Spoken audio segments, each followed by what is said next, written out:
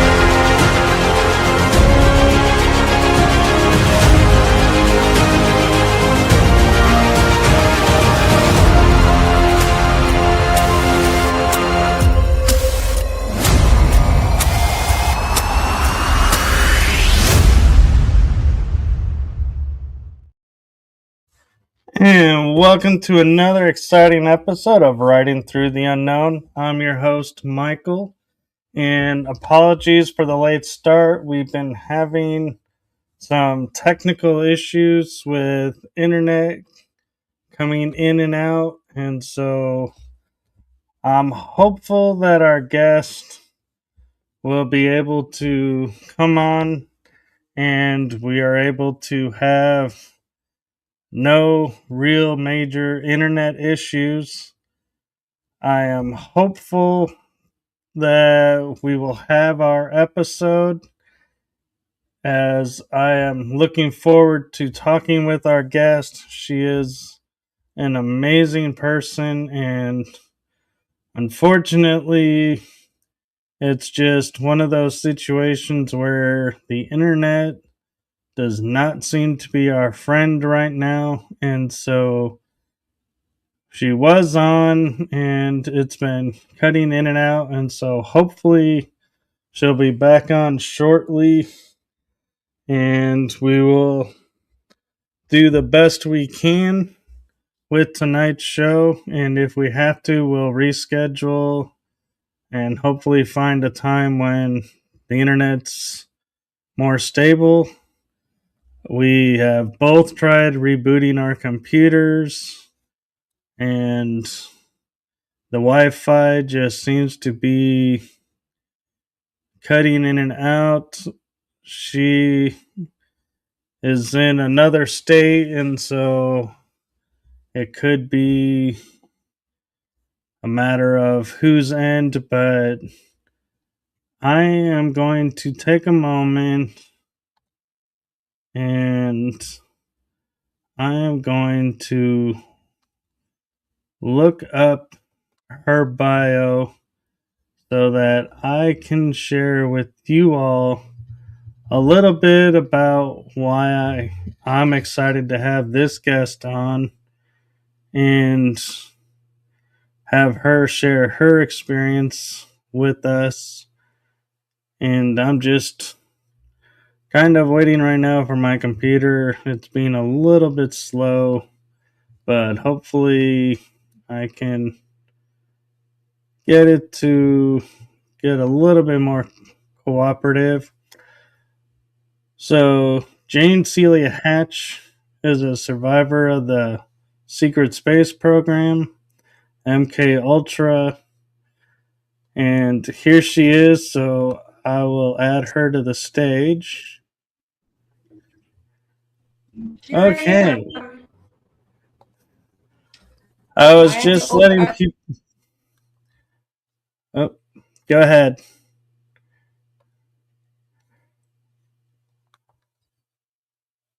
Hopefully, is this going to work as it seems? we've gotten frozen, and so I apologize. And as soon as she unfreezes, hopefully she can share some of her story and experiences. And as she's dropped out, I will share a little bit more. She deals with family court and is a whistleblower journalist, a targeted individual. She's a shamanic healer, remote viewer, and a Reiki Master. And her newest book is Royal Blood, Royal Blackmail, focusing on exposing MKUltra as a systematic since Operation, or systemic, sorry, not systematic, systemic since Operation Paperclip. In most all institutions in the West, she does healing sessions focusing on helping people recalling their SSP memories and also integrating lost soul parts into their core essence. She returns power to victims and releases them from negative entities. And she also is the host of a podcast show. So, this is why I'm hopeful we can have her share some of her experiences and her story. And we will see where we go from here if we can get the internet to cooperate. Having problems tonight with the internet. Okay, we have you now. I've introduced you. Second.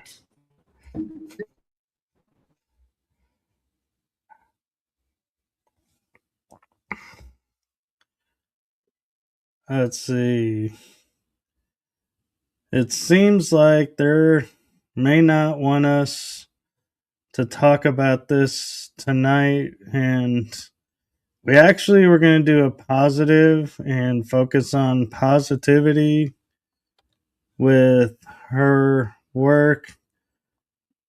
And so I'm not sure why the internet is not wanting to work. And so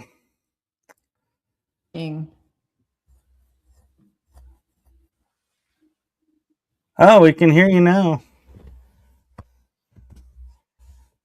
I can see you and hear you. So that's a good sign. Well, I mentioned your bio since we were waiting for the internet, and I said we were going to take a positive spin, and all of a sudden it came up and started working. So whoever didn't want us to talk about something must have heard it's going to be positive and was like, oh, okay, let's let it go then. It's working. We better start rolling while we have the internet. So I'm curious, did you become a shamanic healer and a remote viewer after you had your memories of the SSP, or did it come before that? The shamanic healing part came before the SSP memories started to come back, because I have just started to get my SSP memories back in the last 2 years, where I've been practicing shamanism for like 30 years. Okay. Yeah, that was the first element of healing that I came across after family court and MKUltra and the traumas that I experienced. I started to heal with shamanism. And that was on many levels. Like I sometimes think you're born, if you're born a shaman and you've had it in past lives. And so I just sort of felt like I picked up where I left off, but then I had a lot of training too by a lot of different teachers on the East Coast and New Mexico and Colorado. And it really is what enabled me to survive with shamanism. And the SSP memories have just started to come back as I've, begun to heal from all the original traumas, which is the whole point. They want to keep you buried so that, you can't find those memories. So I'm getting to them late, but I'm getting to them. Well, you have a jump on me because I've only been getting mine recently, and they seem to be triggered, and somebody can say something, and then I have full memory, and then as soon as we're done, the memory disappears, and it's like, I talked about what, and it's kind of funny because it's like I sound like I know exactly what I'm talking about, but if you ask me a question about it after, I'm like, I have no idea. You're probably And channeling an altar. I think that's what it is I did a session where one of my altars said, I am helping you to remember when you need to remember, and then we take the memory away so to not overload the mind. And I was like, well, that sounds nice, but then I was like, wait, who's deciding what's overloading my mind? That's a good question. Who's in control? Yeah, I Yeah. probably just the last year, but I do remember them. After I make the contact with the memory, it sticks with me, and they've stayed with me along with all the other trauma memories. But I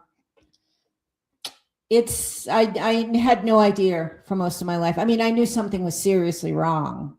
As most survivors do, you suffer with PTSD and addictions and a sense of not being in your body and all sorts of strange memories. But I didn't really know what was going on. I thought it was, just something to do with my family or abuse, sexual abuse or abandonment. But they do that on purpose. They pile everything up so that you don't really ever get to the origin, although everybody is, all of us are getting to it. So I imagine that's coming as kind of a surprise to our handlers.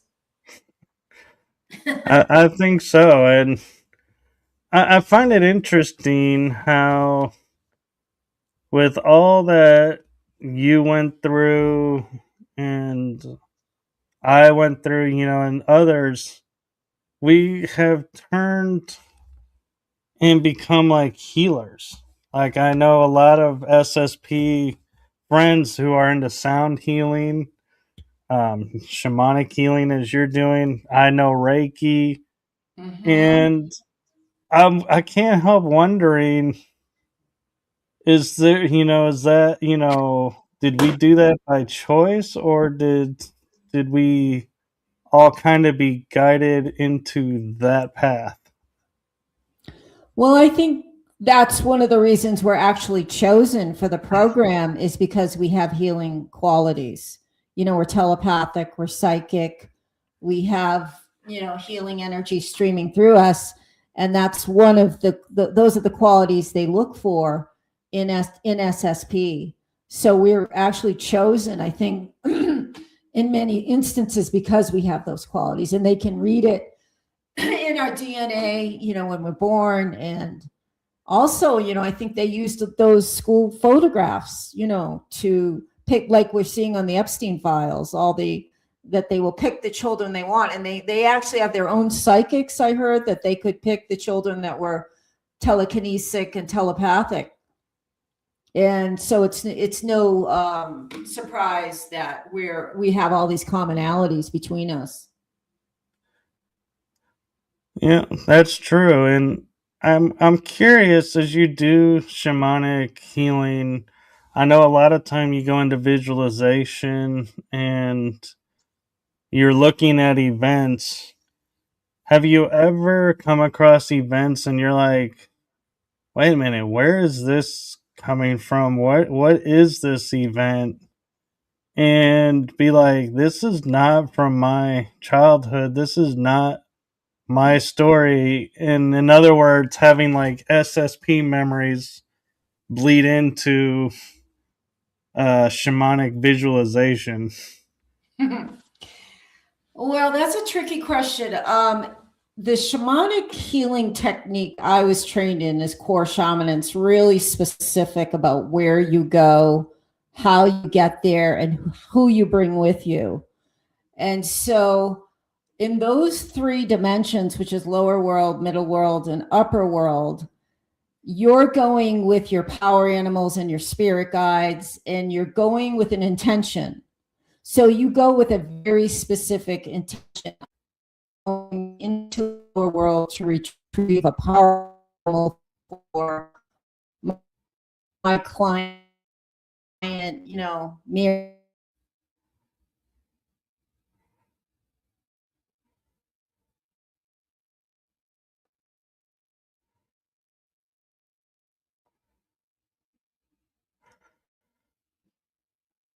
Okay, we seem to have frozen. I was kind of hoping by sticking with the positive that we could keep this from happening. We'll see if she'll pop back in like last time. Let's see.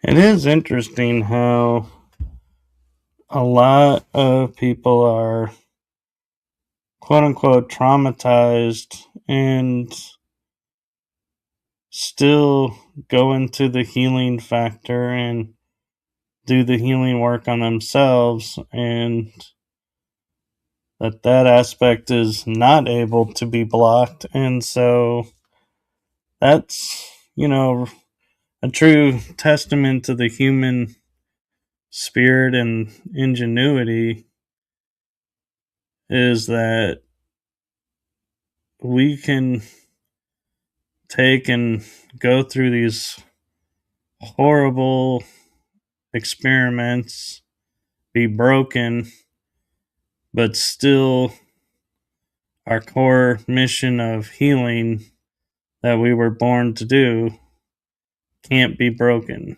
that we still follow and go into that path. So I'll be interested to hear more of her thoughts about that, and hopefully we'll get into being able to integrate lost soul parts, because that is something I think is very important, and I have undergone twice and does have a big impact on the person or individual. And so I'm hoping we can get into that tonight.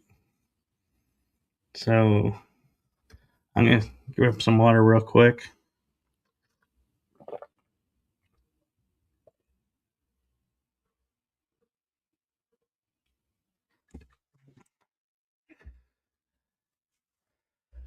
And hopefully we'll be able to get into what her podcast is about and what processes she does to help people recall memories, because everybody's different and you really should undergo recalling memories, especially secret space program memories, when you're truly ready and not because someone tells you you should. Let's see. She's back. Yep, I'm back. I guess we better stay positive, huh? Well, I'm curious, and I would like to get to this because I think it's really important about what you do, and that is integrating lost soul parts. Is that from your shamanic healing training, or did you pick that up with Reiki? The soul retrieval was a training I got through shamanism. And I've started to also investigating reclaiming souls lost through SSP, which is kind of a whole different ballgame than the shamanic healing I've been taught. But I was taught, it's a very ancient technique, on shamanism is estimated to be about 100,000 years old, at least on this planet. And it was reintroduced all over the planet. And it was like our basic religion 100,000 years ago. And finding the soul and bringing it back after trauma is one of the most integral parts of shamanism. And so what I was originally taught in the first 30 years, it is when there's any sort of trauma that's too overwhelming for the psyche, there's a survival adaptation where we send a part of ourselves away. And it generally will go back either to the site of the trauma, say you were in a car accident and you just couldn't handle it, so part of you left, or a rape, it's either at the scene of the trauma, or the soul will go to a place it's familiar to where it feels comfort and happiness and security. So I would journey. What you do is go into a shamanic, what's called a shamanic state of consciousness. And that doesn't have to be done with any kind of, herbs or any mind altering. In fact, 90% of shamans around the world use like drumming, sticks, even dancing. There's the reindeer shamans that's the name of the tribe. It's not reindeers. They dance. I use a drum to go into that altered state of consciousness. And then I set my intention that I'm going into the either upper world, lower world, and middle world in search of, let's say, your soul part, because we've determined there's soul loss, because we've determined there's been a trauma. And after that trauma, you had, maybe increase in addictions, a feeling of not being present in your body, feeling purposeless. There's like a list of about 10 things you'll feel after you've had a soul loss. And so what the shaman does is call in all your allies, your power animals, your spirit guides, and you start to journey through the web of life. And with your attention is, I'm going to find Michael's soul that was left his body at a certain time, and we're going to go retrieve that soul part. And often part of that, the shaman is like a Brooke Medicine Eagle calls us the hollow bone. You're just, using the energy of your spirit guides, really. And they're the ones, they'll bring you to that soul. And they can be in lower world or middle world or upper world in traditional shamanism. Now that I'm opening up to SSP, they can be almost anywhere in the galaxy. But my training was just these 3 different dimensions on Earth. So then you go and you find that soul, and you recognize it, because you recognize the DNA when you're getting close, and your power animals will give you. My power animal right now is buffalo. I've had different ones my whole life. Everybody has, they change with your age and what you need, and so we'll approach the soul part and begin potentially a negotiation. Michael would like you to come back. He needs you. He needs his 10-year-old self. And the soul part will usually says something like, it's not safe, or and then I say it's safe now. It's okay to go back. And so we negotiate a little bit. And then if they agree, then generally I'll hold out a crystal, and they'll, I'll ask.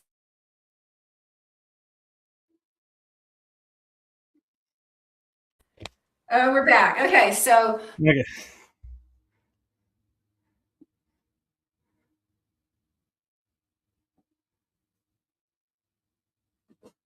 Or I think we're back.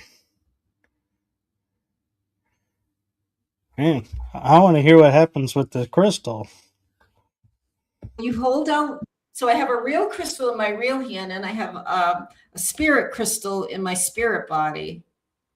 And then I asked the soul, are you willing to go back to Michael? He's safe, it's safe now. There's no more trauma, and do you need any healing before you go back?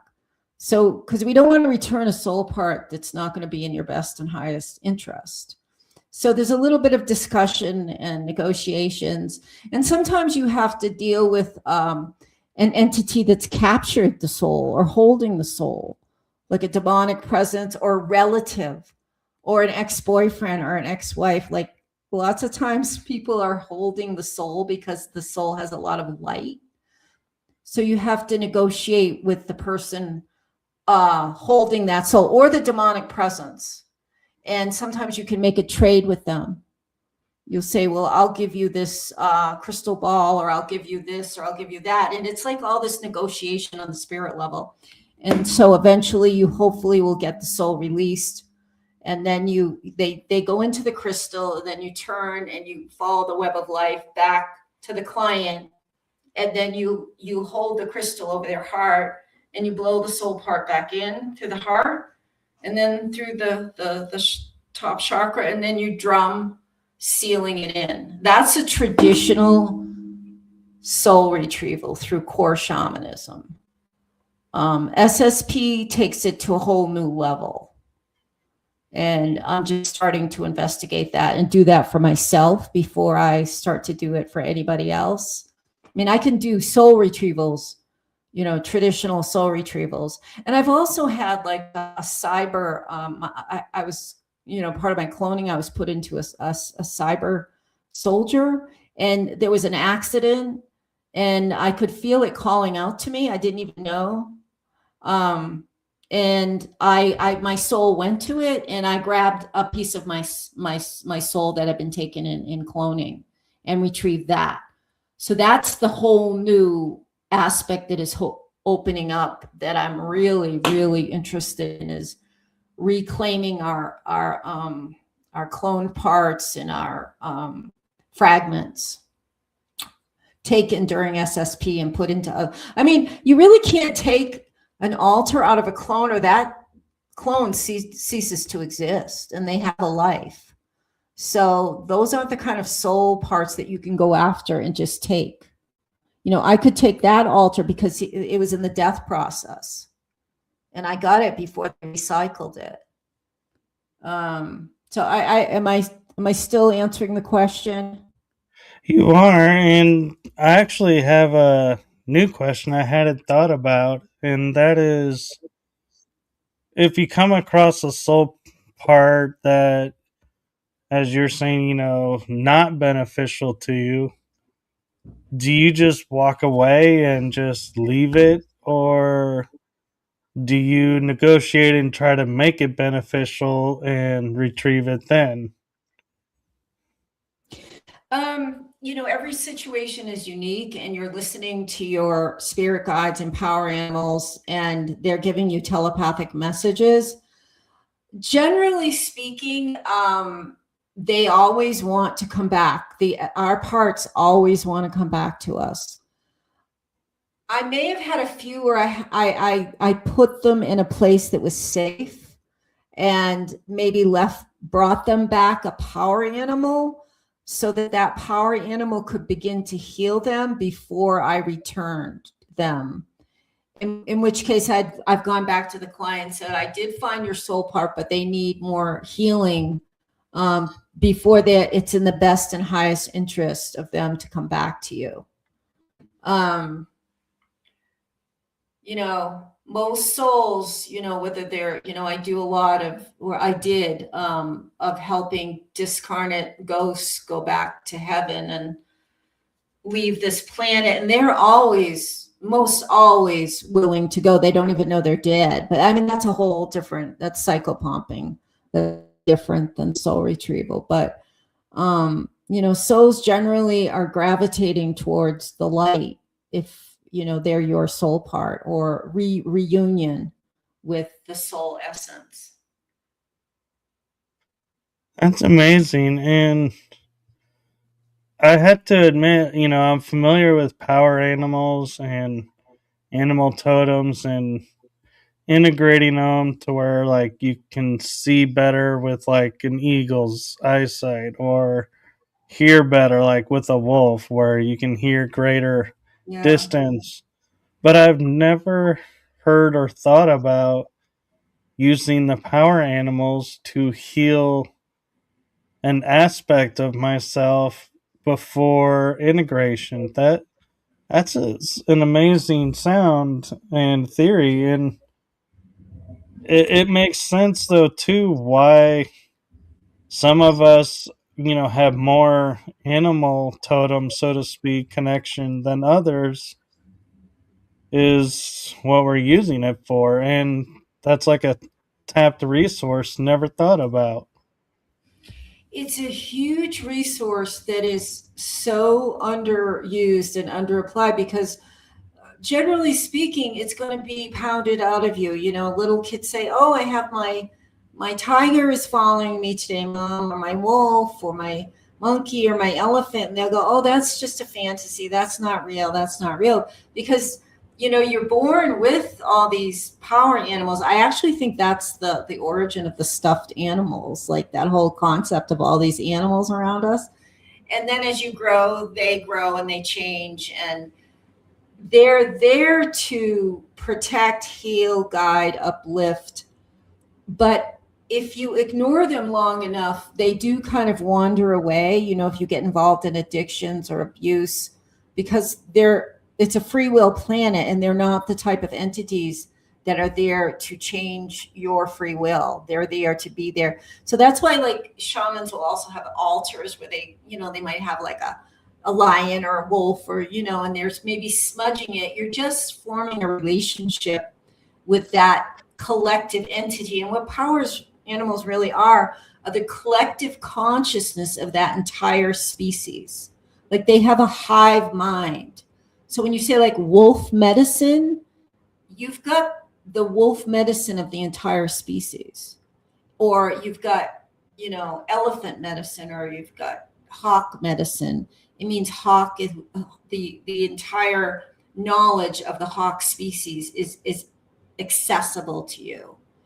And it's just, underused. It's just like, it's been repressed throughout, history. Shamans have been killed off, whether it's, the ghost dance or the witches, or I said Siberian shamans were thrown out of helicopters, because we hold, there's so much knowledge in that, and especially about the soul and how we have to have the soul in our body to be fully, functioning and powerful and present. We need to have our soul, and shamans were very good at that. In ancient times, there'd be a shaman in every village. So you just wouldn't do the soul retrieval. You'd be there to make sure that person continued on their path, and they didn't keep, because what happens when you have one soul loss, you generally haven't, because you're not totally present, you get off path and you have another trauma, and then you have another. But when when there was a shaman watching over, they'd say, they would call you in and say, we just did this soul retrieval. It's just like, it was so integrated in villages and communities. But now it's very, of course, they're not going to want they don't want humans to have access to all this magical power, the tree spirits, flower spirits. Everything has a spirit that will work for you if you talk to it, if you connect. It's like Lord of the Rings in a way. We do have access to all these amazing beings that, it's Mother Earth really protecting us. It's all from Mother Earth, really, Gaia. That makes sense. And I'm curious with your work, when you deal with power animals, do you limit the animals to like the ones that are on the earth today? Or where I'm going with it is like, I was introduced to power animals of like dinosaurs, dragons, unicorns, what we call mythological, Yeah. that were once here. And so I never thought to tap into them, because I thought, oh, mythological, most likely didn't exist. But then somebody said, well, yeah, I tapped into this dinosaur. And I was like, wait, you tapped into something extinct? I was like, wait a minute, that opens up a whole new ball game here. Yeah. Yeah, they can exist across timelines, eras.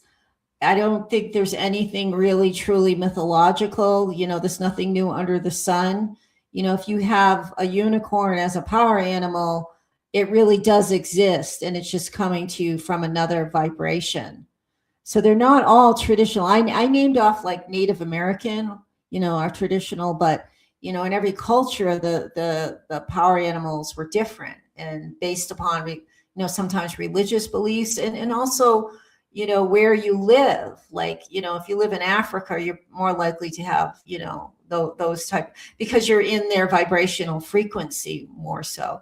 I mean, it can be anything from a bird to an ant to a they will change based upon what you need in your life, or sometimes what you call upon for strength.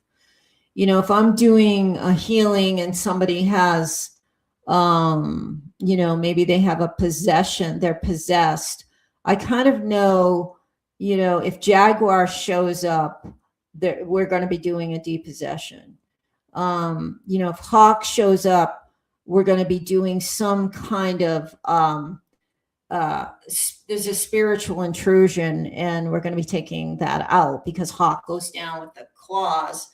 So I kind of know at the beginning of a shamanic journey who shows up, what they already know what they're going to do. I mean, other than my standard power animals that are there for me, to protect me. It's like, what kind of surgery is going to go on by who shows up. So here's a kind of curious question for you, tying into like the paranormal unexplained phenomenon. Is I'm sure you've heard of cryptids, which are like hybrid creatures. Can those become power animals? What did you say, cryptids? Cryptids, like Dogman or Bigfoot or No. Mothman. No. I've had experience with dogmen. They're really, really, really dangerous. It's a long story, but no, they would never be. If you don't feel like love, compassion, joy, those are dangerous entities. There's some shamans that say they can transform those into from demonic to healer, but right off the top of my head, I say no. There's no. They are not your allies, and you would hope to be. Yeah, I was just curious because hybrid animals, could they be power animals, or because they were manipulated, that takes away their power, maybe? Well, there could be power animals for Satan. They're the hybrid creatures. Some of them I don't think have a consciousness, and some of them are just bred. Like the dogmen have the worst energy I think I've ever felt in my life, and they're I don't know if they're controlled by AI or remote control, but they don't come near being a power animal. There's some sad, pathetic, horrible creature created by our military for whatever for a variety of purposes. Some of their hybrid are successful, so-called, and some of them I guess are just blobs sitting there with one eye. It's sad state of affairs. So what techniques do you use to introduce people who may not be familiar with their power animals?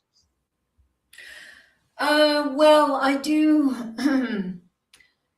First, we kind of identify if they felt a power loss, like if you're accident prone, or you just you go out and you seem to have, which is kind of weird because all targeted individuals have they're gang stalked and whatnot, but you kind of determine if they've had a power animal loss, and they'll sort of come in with that concept that they know that they want their power animal because they're already kind of familiar with shamanism.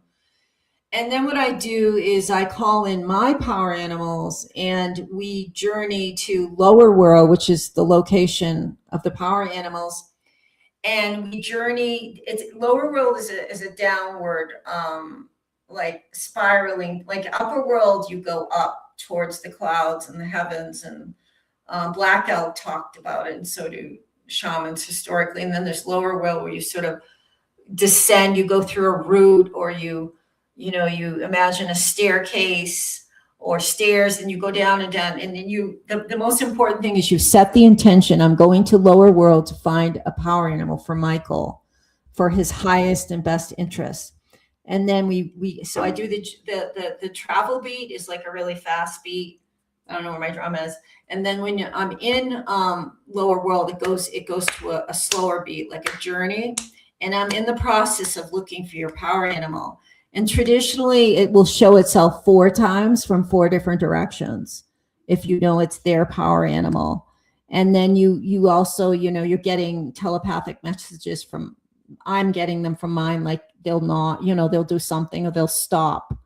And then you do the same thing with the crystal, like you do with the soul, and then you bring it back and blow it back into the person. And then I drum around to kind of seal the power in.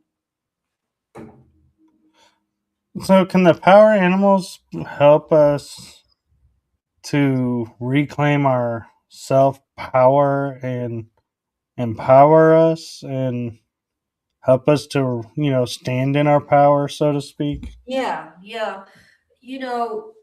Say you wanted, to have more vision of the future and be more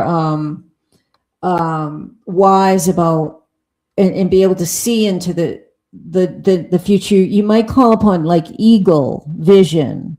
You could call upon eagle to be in your energy field. And we sort of share the energy, like the eagle's sharing our energy and we're sharing their energy. It's like a cooperative. They get to kind of be incarnate a little bit. And so you're kind of taking on their medicine while they get to kind of be part of the earth, this dimension. And so they each have a different strength. And yes, they can help you in, like I said, each one, like if you want, like bear is about like family and strength and maternal love. And like I have like bear is one of my primary and buffalo right now. So each power animal, and some shamans have hundreds, if not thousands, because they do so much different types of work. And, people just, everybody can, partake in it. It's a gift from Mother Earth for every human being on the planet. And a very small percentage are taking advantage of it. So yeah, it will empower you in whatever you're looking for at this time in your life. Whether it's sometimes even the ant medicine is like organization, and sometimes they will, like, if you start seeing like a certain animal, like it fall, it's in a book and it falls off a shelf or an advertisement, or, if, you live around, you start seeing them, they're also giving you a message.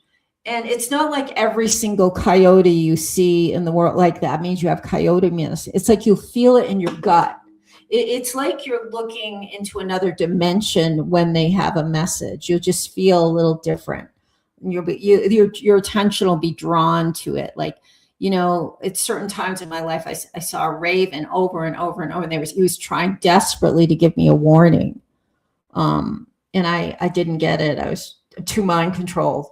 That's the problem I had as a young shaman. I was into MKUltra mind control, and I didn't even know it. So I'm being pulled like by all this love and light and truth, and then I've got MKUltra mind control pulling me in another direction. And so that was very difficult.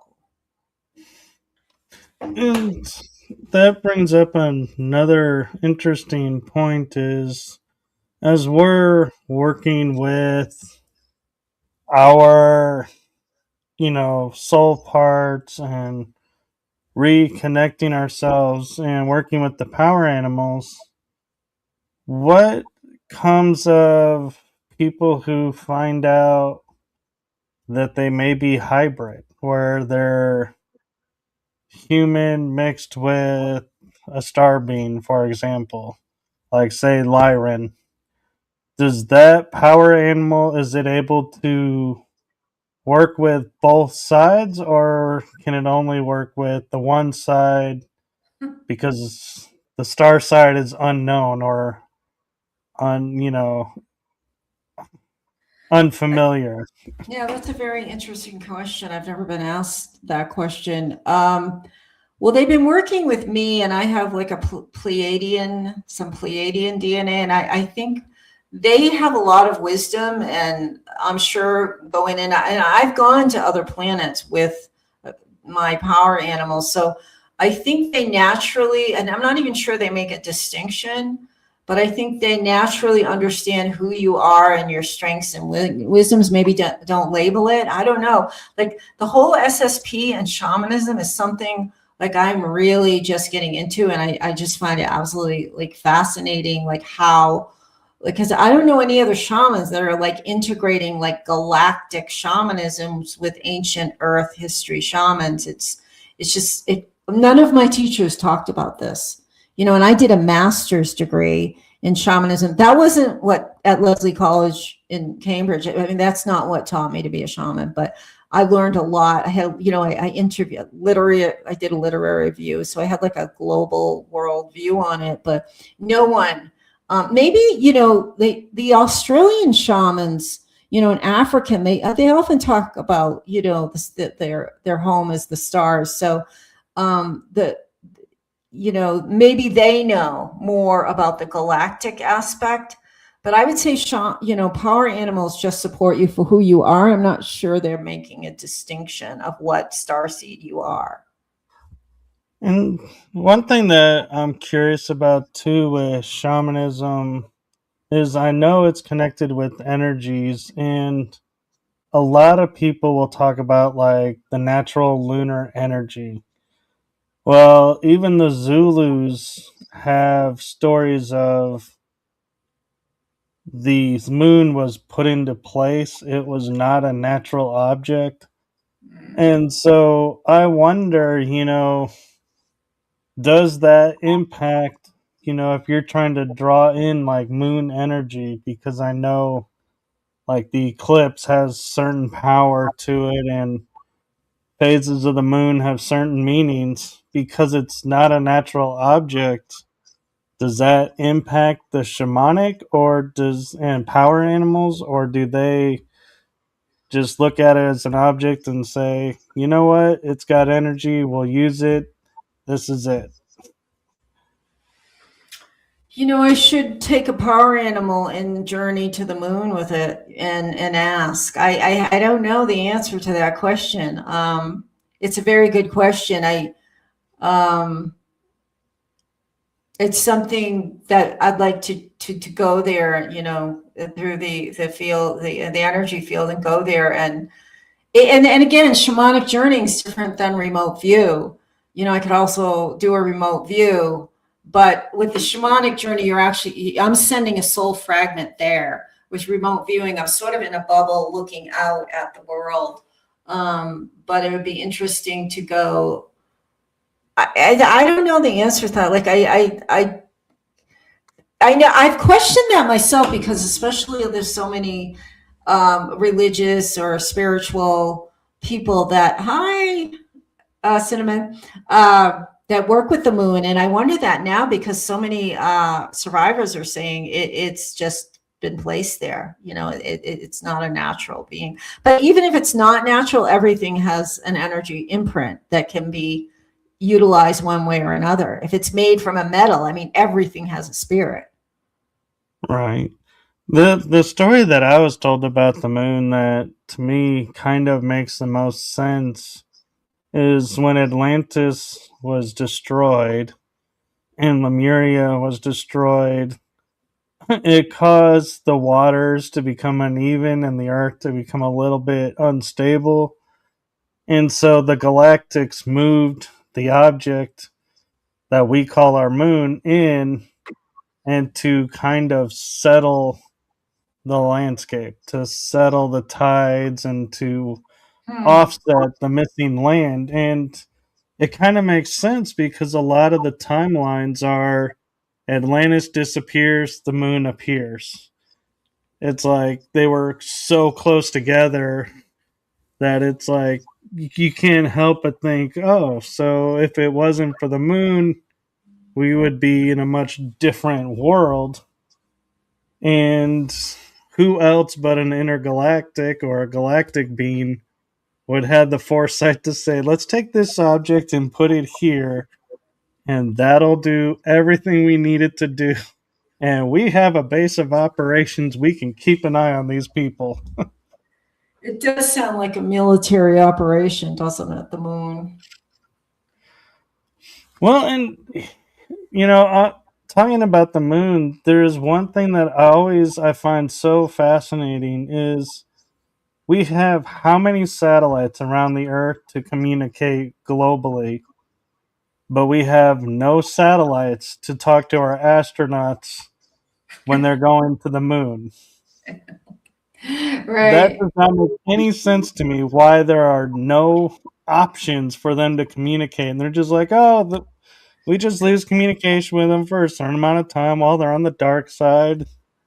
I'm like, and we're okay with that. Well, I'm hoping that humanity is waking up and finding out everything they've told us is a lie. Remember the moon landing where did the president like call them on the phone or something? And they had, if you look at it now, the thing, they look like they made it out of tinfoil. It's just like, but I can remember back then we were like, oh my God, that's amazing. And now you look at it now and it looks like something, your kid made at kindergarten, like, I guess our consciousness is growing and expanding and we can't accept that anymore. But didn't the president like call on the moon landing and say, we're, whatever, we're so proud of you. You may, I don't know if you remember, I barely remember it, but I think they like actually picked up one of the old landlines and called of course there was no astronauts on the moon or anything, but it was all a game. I don't even know what they were trying to like, mind control us about that we were advancing. I don't know why they did that. It had something to do with the space race between Russia and the U.S. I think they were competing, and some of me feels like it's, showing off who has more connections with the other beings and getting more resources, and to sit there and say, hey, look, we landed people on the moon in 10 years, and the best you could do is float a man around one orbit. Yeah, but don't you think even the Russians, like everybody knew it was a farce and the real story was behind the scenes? Like everybody, the elite all knew it was a farce, Right. and the real story was going on in the secret space program where, moon was already inhabited and Antarctica was and all these planets were, they all knew. That was like a little show for us, the little kindergarten kids, little earthlings. But the elite all knew the real story about SSP. And I think it was a means for them to write contracts to have more military presence build up. Yeah. And make more money and cause more conflict on the planet to go, oh, look, they're over here now. We need to go over here. And yeah, exactly. What's interesting is when we think about space, everybody is like, yeah, Russia's up there, the US is up there. But people don't realize like India is up there, China's up there, Japan's up there. There are other countries too. France, I think, even has a space program. Yeah. But everybody's like, no, India, I doubt it. They don't seem like, but yeah, they do. And so it always makes me wonder why it's always the US and Russia to be the quote unquote space, controversies, and never, you never hear the US go, oh man, France is going to beat us up to do this. We better step up our game. They want us to hate. They want us to have a little enemy, so that they want us to hate certain groups. And so, they create enemies for us and they want us to hate Russia. So Russia's the ones, that are going to beat us at this, that, or the other thing. And they don't talk about the Germans either up there, of course. They don't talk about the Germans. And they're like, I think, aren't they dominant other than the Dracos? Oh, they've been up there since the 40s, I think. So, and, one thing that people have been talking about is, and I'm curious your thoughts of, because being SSP, we can go off planet, like you were saying, is they say, oh, the astronauts never were on the moon because they would never survive the radiation leaving the planet's surface and leaving the atmosphere. There's a radiation frequency that they would be obliterated in.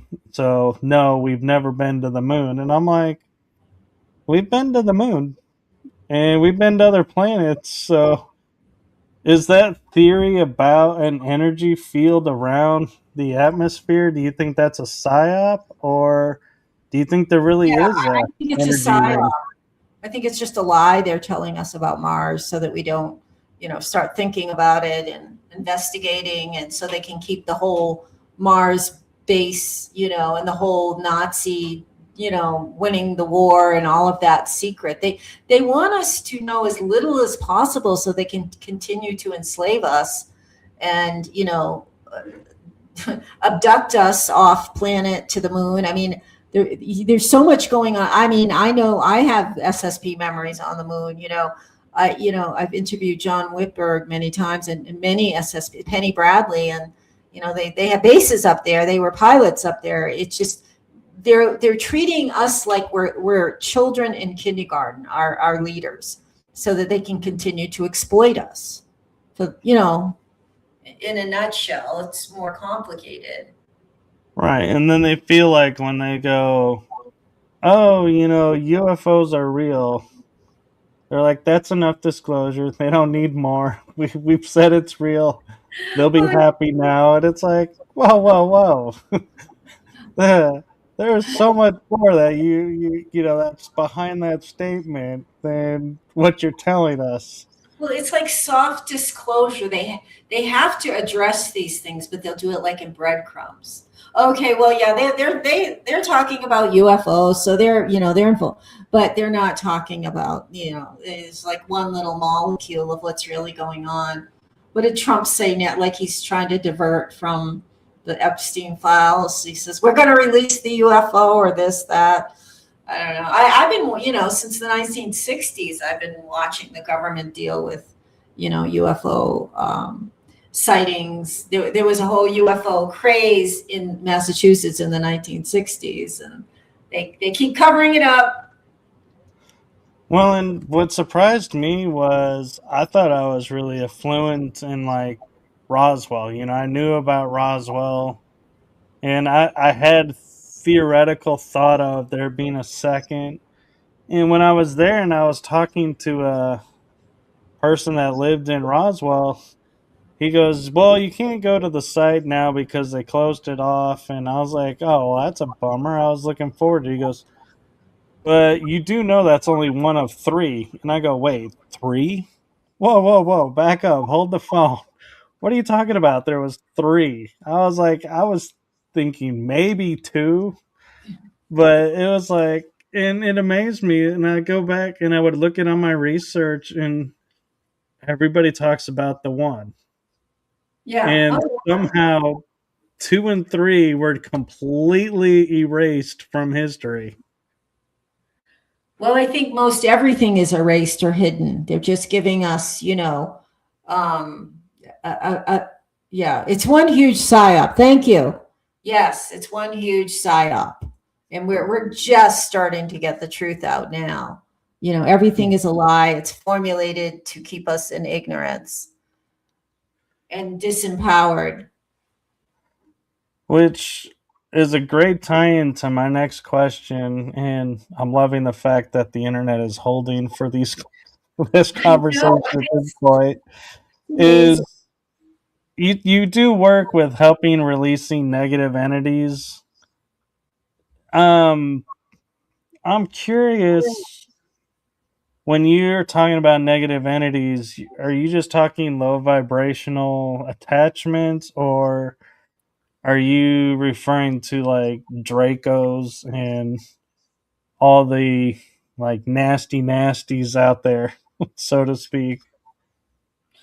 I'm generally talking about entities from anything from like a spiritual intrusion, which could be cancer, to a possession, which is like you say you're walking over a graveyard and you suddenly get cold and somebody's entered your body. That's a possession.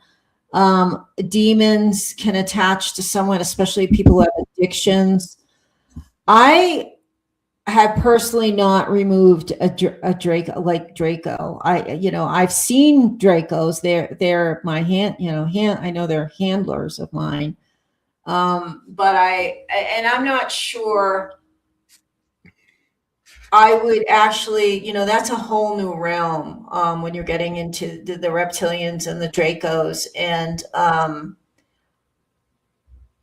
yeah, it's a whole new realm. I don't know if my shamanic skills or anyone's shamanic skills could remove a Draco reptilian from your energy field. You could lessen their attachment. You could find out why they're attached, and you could keep bringing more and more power to them. But I'm talking, everything from a demonic possession to a spiritual intrusion, or somebody screams at you. That energy could be in your chest, making you, so I can remove that. And I see everything from like a dark cloud to like a spider or a massive. My guides show me things like metaphorically, so we know what to remove. And it's a wide range from just negative energy you might picked up, like if your spouse yells at you or somebody yells, that could go into and I can, or something more serious like a possession or demonic or. What about the black goo? I don't know much. Like I don't have any experience with black goo. I've heard many testimonies at this point. Especially with Max Spear and, I think Penny Bradley talks about it. I don't recall any experience with black goo or even, those are questions that I could actually ask my power animals. Like if I saw black goo in the universe, how would I deal with it? How would I protect myself? Could I move it? Could I remove it? Those are like the new frontier that's sort of opening up for me, is all these new terms from SSP that I didn't know 5 years ago. I'm learning a lot from other people about black goo, but as far as I know, and I don't have any experience with it. No, that's fair, and thank you for your honesty. And I'm curious, like with power animals, we think of like, if we're going to say the Arctic Circle for a park, obviously you would be like, hey, penguin or polar bear, because that's who you associate with that cold region. I wonder though, do our power animals get affected by the elements? And by that I mean, like, say I have huge wolf power animal energy and I get drawn into water. Would I be okay with the wolf energy in the water? Or would the wolf be like, hey, this is not my element? Let me get you, a dolphin or a fish where this is their element and you'll do much better with them.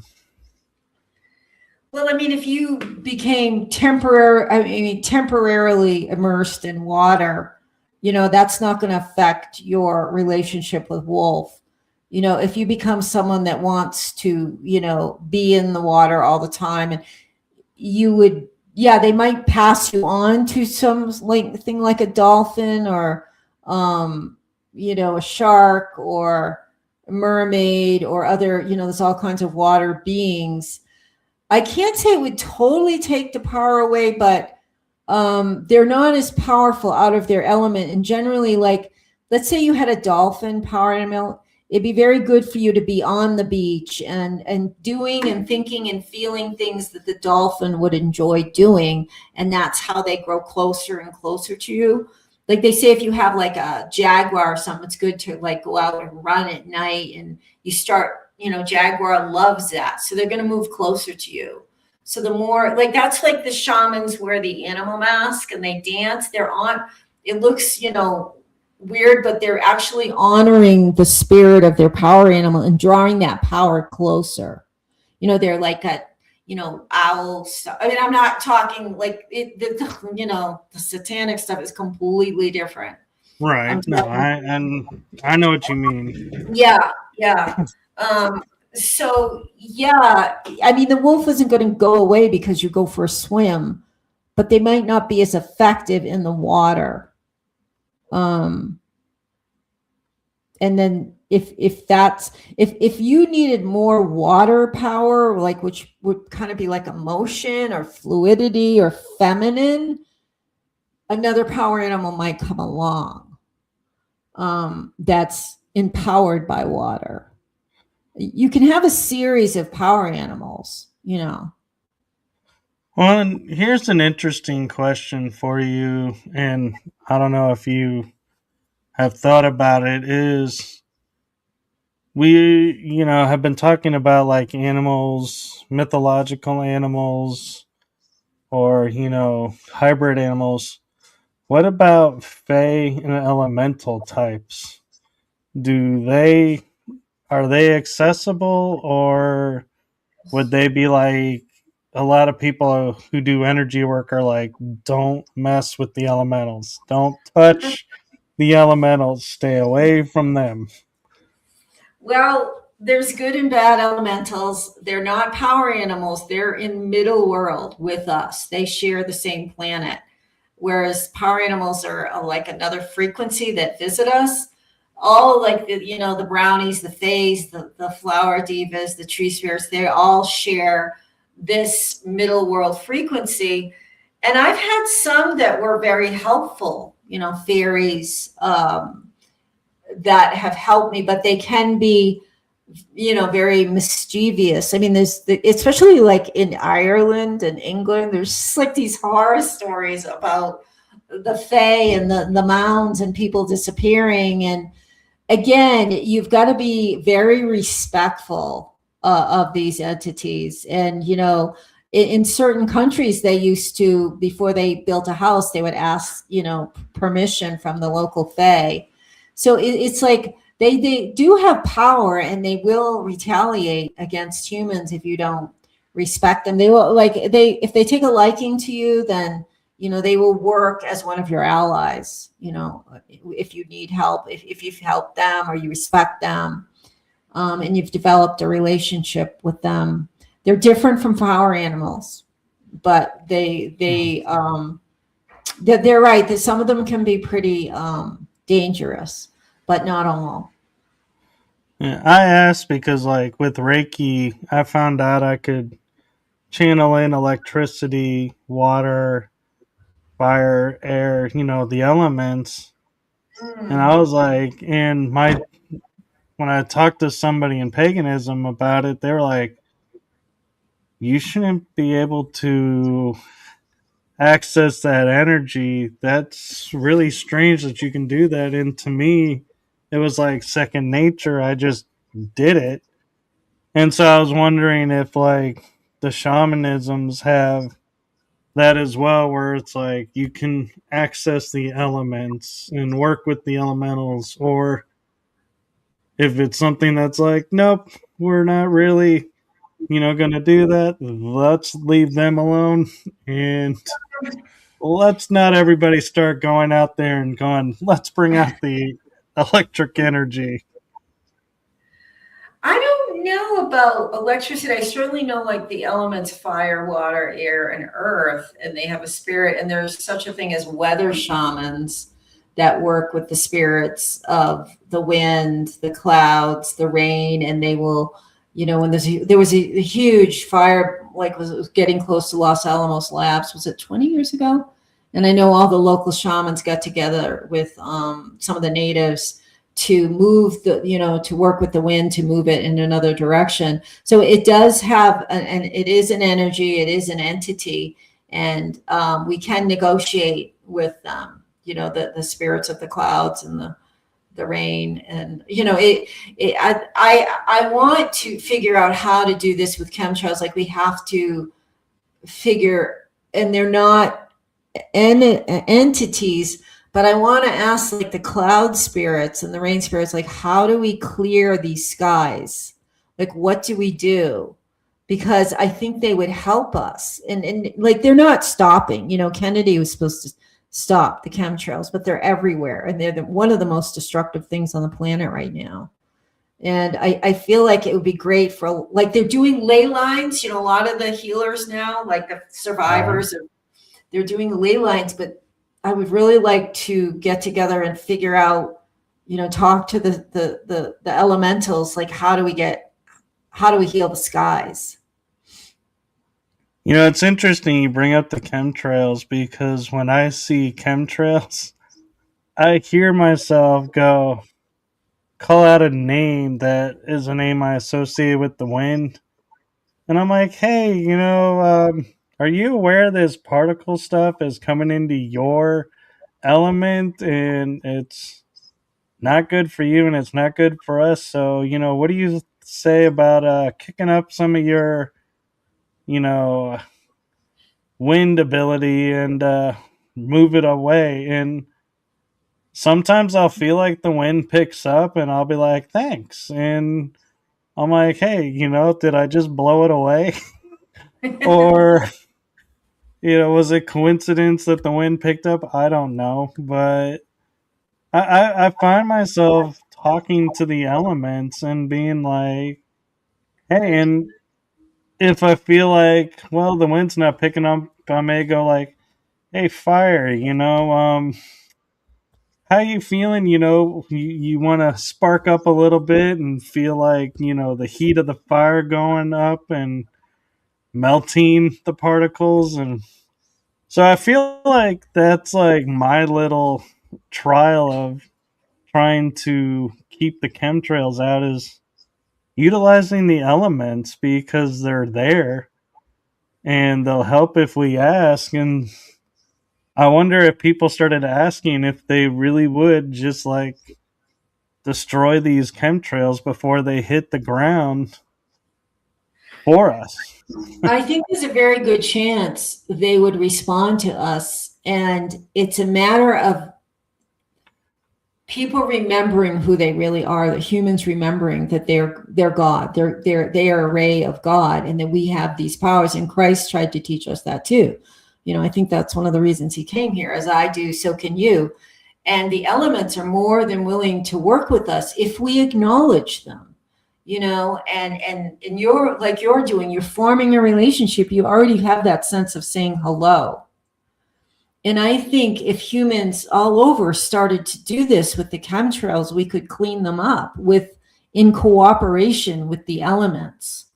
There was just this huge blizzard on the Cape, that wiped out all the power, and then it started pouring, and I'm like, I want to do a remote view, or I want to, like, it, half the things don't. I asked my daughter how it felt, and she said ominous. And so that to me indicates weather warfare. And like, we have so much more power to counteract this. We have more power than they do. Right. And we just have to believe in it again, because they make us think we're, the slaves of the universe. But I think we could do it.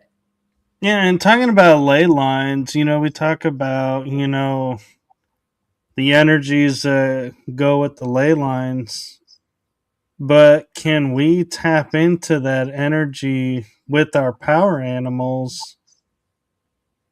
Or or do they naturally do it and we don't have to ask for them to tap into the ley lines? Well, I've been asked to clear ley lines under homes and things, and often I ask my power animals to do it with me. So they've cleared ley lines, along with dowsing rods and but I don't think that's actually answering your question. I know they will clear ley lines for us. If you ask them, they will clear ley lines. That's one way to clear them. And now I kind of wonder, we talk about we see the Nazca lines and they're these animals or humans, in astronaut suits, and we don't know what they are for, really, or what they stand for. And I kind of wonder if it's was a message left to us of, hey, power animals are here. We're all over. We're universal, because let's think about it. You have a monkey in a desert that has no monkeys. How do they know what a monkey looks like? They would have had to have seen one, or, the spiders, or, the dragonfly.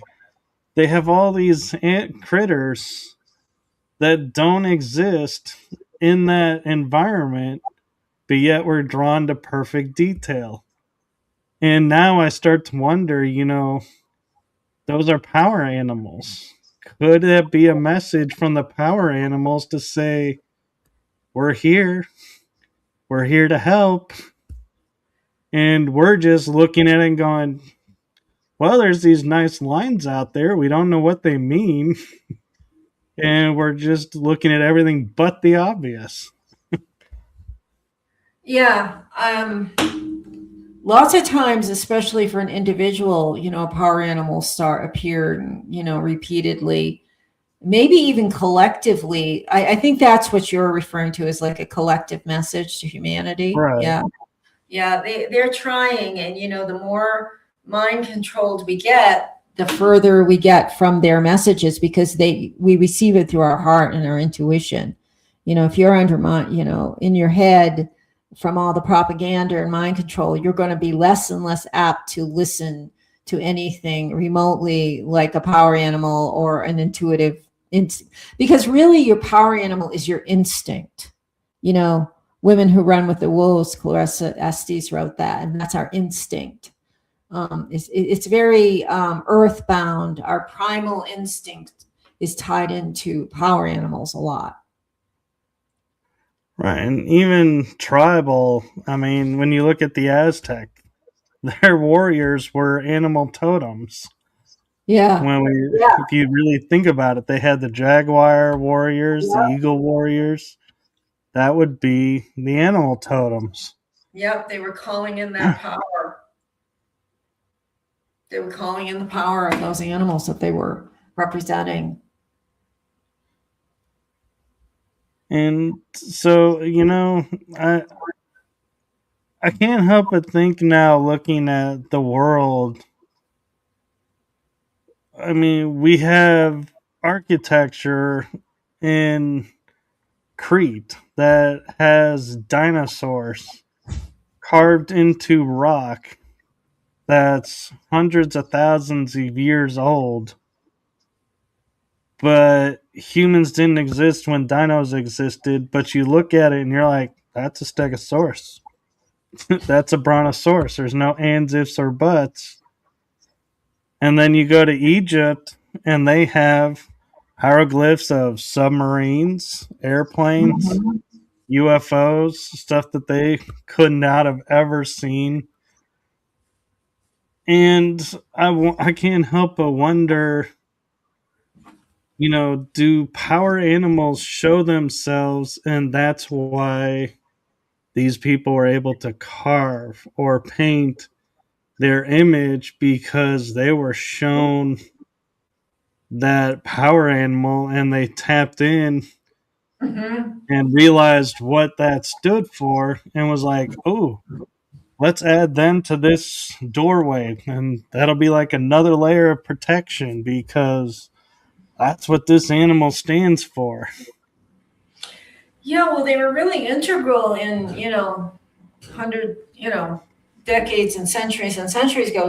That power animals were like integral to life and hunting, and the shaman would call upon the power animals for the hunt, and they would be told. So that's why there's so many animals like on petroglyphs, and they represented a medicine and a wisdom and a part of the culture. The oldest human remains of a shaman was in the Czech Republic, was a female shaman, and she was buried with fox bones and all these animal totems. And I think she was 60,000 years old. So, the culture goes back that far, the shamanic culture on the planet. But, how many times have we lived here? I mean, we've been here millions of years. Who knows which cycle that was in, but it's very integral to being human on the planet, but it's been wiped out for the most part purposefully. What if everybody before the vaccine was in touch with their power animals? I don't think they would have taken it. They Right. have to get rid of our power, our intuitive power in order to be able to control us. But the strange thing is, I know shamans that took the vaccine. I mean, that's the one that blows my mind. Well, Really blows my mind.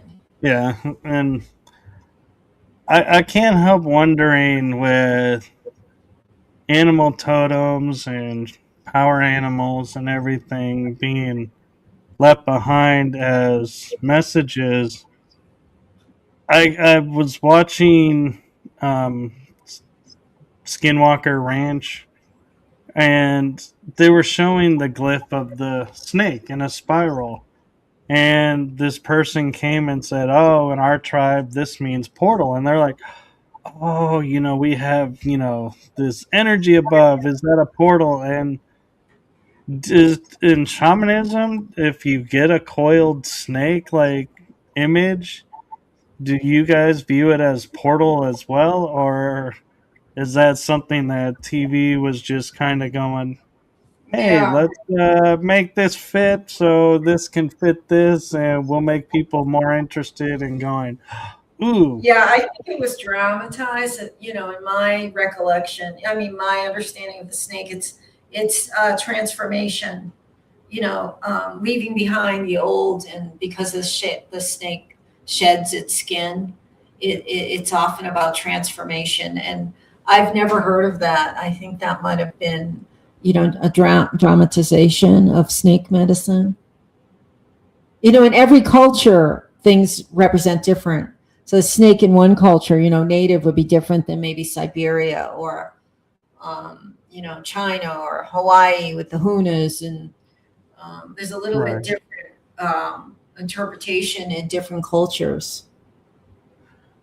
Right. And I was just curious, if it was something similar and it was like, hey, that's even cooler connection. Yeah. But It yeah, could be and some tradition.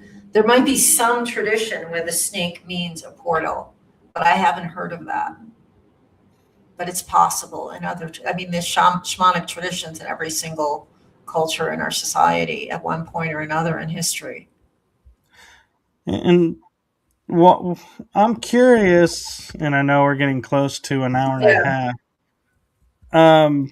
Real quick though about shamanism, because I find it interesting. In Hawaii, Huna, as you mentioned, had to go underground to survive. Druid had to go underground to survive. Paganism went underground to survive. And it seems like shamanism really didn't have to go underground as much as the other cultures, or do you think it did?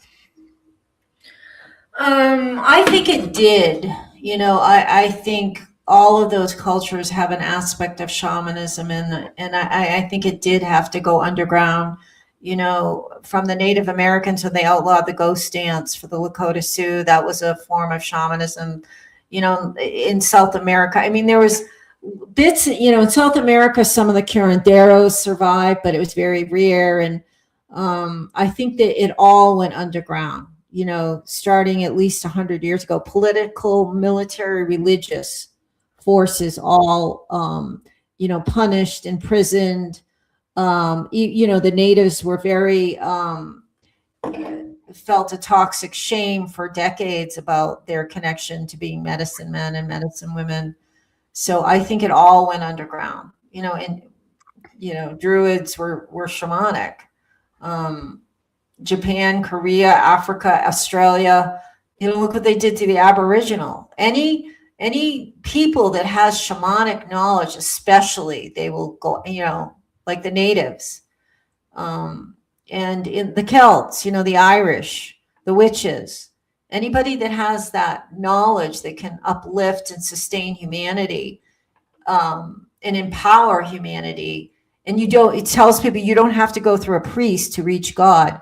They're going to try to eliminate you. Yeah, which begs the interesting question, why today is it such a resurgence and becoming more talked about and more researched? It's like, I kind of wonder, what is it about the life and energies that we're living in now that shamanism is able to thrive now instead of hide?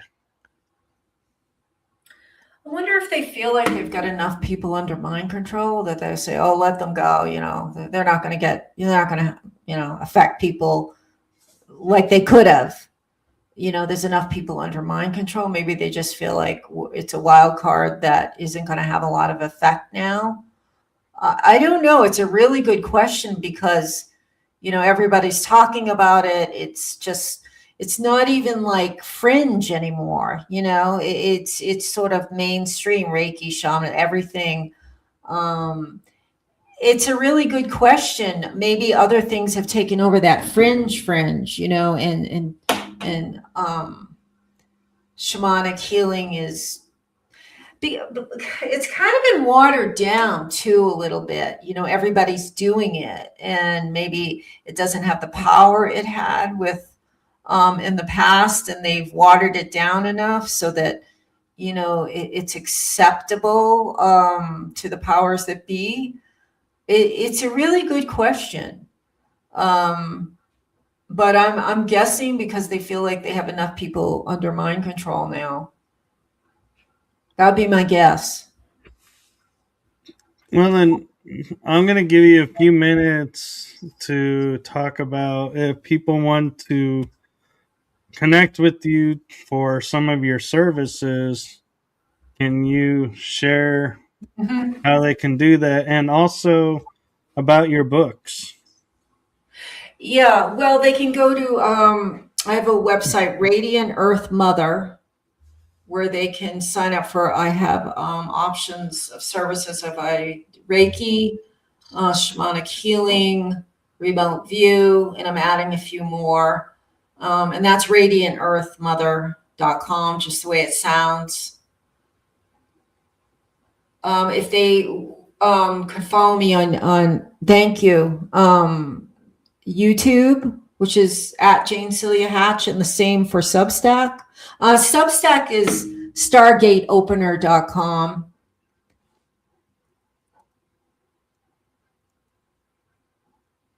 And these links are, I believe you gave me, and so will be in the description as well. Okay. But I'll put some of them up just so people can find them faster. Yes, and on the YouTube channel, I interview, I do remote views, I talk about shamanism, I do remote view for individuals as well as like celebrities. I interview survivors of SSP. We didn't get into MKUltra, which is fine because that's a very hard subject for all of us, and we can always use a break from talking about that. But I have a book, and you can only get it through me right now. I don't have a contract with Trine Day Press, the Land of Broken Crystals. They can email me, and this is me doing a soul retrieval for my two daughters. And this is my spirit horse. It's in Maine, and I'm doing a soul retrieval, and that was my power animal. And there's Eagle and the Pleiades. So those are my powers, and the crystals and the pine. And that can just be ordered through me at this point. And I'm writing a new one, Royal Blood, Royal Blackmail. It revolves around Princess Diana and a bloodline daughter of Queen Elizabeth, who's just stepped forward about her existence and her history with the royal family and why she was born. And she's an MKUltra monarch elite sex slave, and she's the daughter of Queen Elizabeth. And then I interrelate Diana's story, my story, her story, and a lot of other survivors of MKUltra. And that's almost done. Wow, that'll be quite the book. Yeah. And I like how your cover, you have like little, like we call Easter eggs on it. Because I do that on my book covers too. Is there's symbols on there, and they all have a meaning. Yeah. Yeah. Well, we definitely. Oh, thank you, Julia. Love you. We definitely got into shamanism, and that was good because that's very positive and healing. And we're hearing tons about MKUltra, which is really important. But honestly, this was kind of a relief to talk about the healing aspects. And we didn't get into altars and the work I'm doing on MKUltra. But again, like it's kind of a relief. It was relaxing. Because shamanism, for me is really about healing. And it's how I survived. Shamans put me back together again in the 1990s. Well, and I like to look at it right now as we're flooding the airwaves, with everybody's story after story after story. And I don't mean to discount people's stories, but you can only listen to so much. And so I always find it really interesting when I come across people who are survivors of it. And instead of going and saying, oh, they did this to me, and they just seem to get stuck in the story and only focus on the one part, that I love when I get a hold of people who are like survivors and they're turning around and doing something to help mankind. Because it's like we totally could have been broken. Nobody would fault us, but we instead rose up and said, you did this, but we're not going to let you define us. We're not going to let you beat us. We're going to stick to our soul mission, and did it. And someone left you a message here. Oh, it's my daughter, Jenna. Oh, thank you, honey. She's right now. She's in the other room. Thank you. She's on the cover when she was little. Like she's the little one in the blue. Aw. So when she was, I've been doing soul retrievals. Yeah. So that's her. So thank you, Jenna. That was sweet. So Yes. and I would love to talk to more people about healing, like getting together and brainstorming about the chemtrails. Yeah, I feel like there's so much untapped in the world because we focus on one aspect, but we never focus on, well, what if we did this? Mm-hmm. And so, yeah. Well, I know it's late where you are and it's getting late here, and I want to thank you for coming on. And I know I personally feel like everybody is different with shows. And so I get a lot of guests who are like, I'm used to this type of show and these guests, and these hosts. And I always appreciate when they give me a chance because I feel like I'm different from a lot of them. And I know there's a trust issue there, because some podcast hosts have agendas, some don't. And so I just want to say thank you for coming on and trusting me to share your story and your experiences. And I'd like to leave you with a message, if I may. And that is from my heart and the heart of my shows to you. Thank you for what you're doing for humanity. It's seen, felt, and heard. So thank you. Thank you. You touched my heart. Thank you so much, Michael. And hopefully we can get you back on and, talk some more about healing. I'll give you my email too if anyone wants to just talk to me, or wants to talk more about, chemtrails and how we can get together and use our shamanic skills. Sure.